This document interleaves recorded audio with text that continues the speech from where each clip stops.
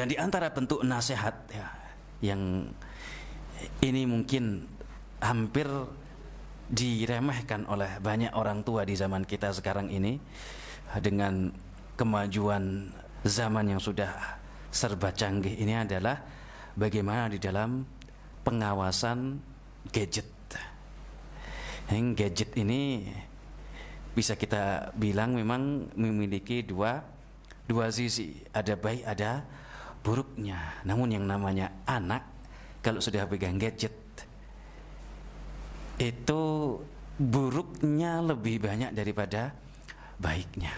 Pernah lihat anak pegang gadget itu langsung buka kajian Ustaz Syafiq, Ustaz Firanda gitu?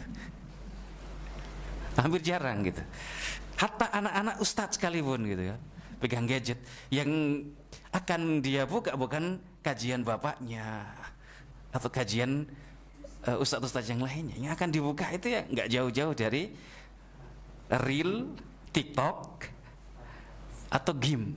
Maka kita sebagai orang tua ya harus betul-betul memperhatikan hal tersebut. Maka di antara bentuk nasihat yang bisa kita berikan kepada anak kita adalah tentang bagaimana menggunakan gadget dengan bijak.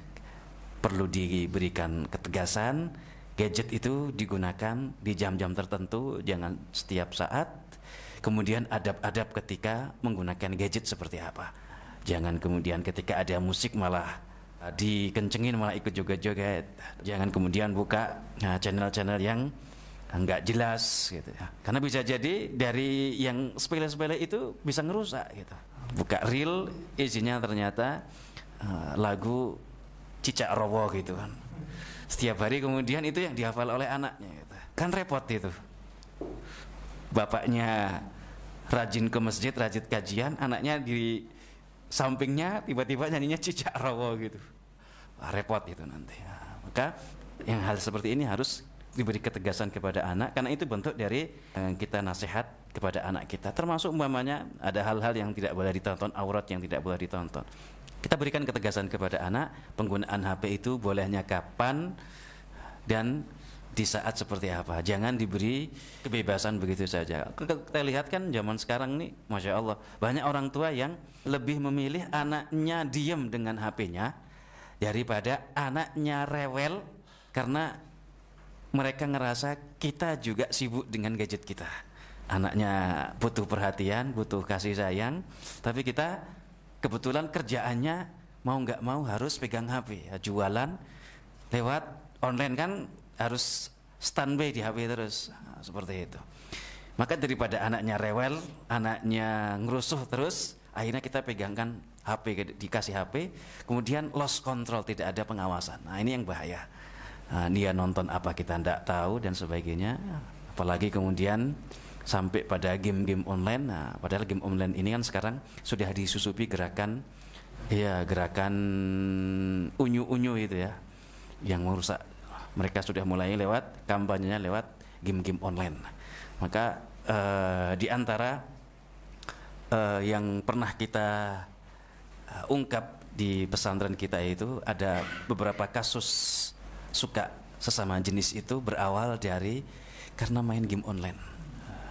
Jadi dia masuk pesantren itu sudah membawa hafalan 15 juz, tapi di kemudian hari dia terciduk punya penyakit ya, suka dengan sejenisnya.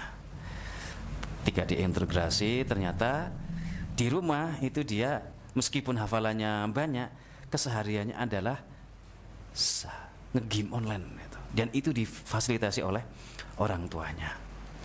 Ketika ditanya lebih lanjut, apa pengaruhnya? Ternyata di game online itu memang kadang ada game-game yang sekilas ada, tiba-tiba ada sponsor lewat. Nah, ternyata sponsornya itu seperti itu.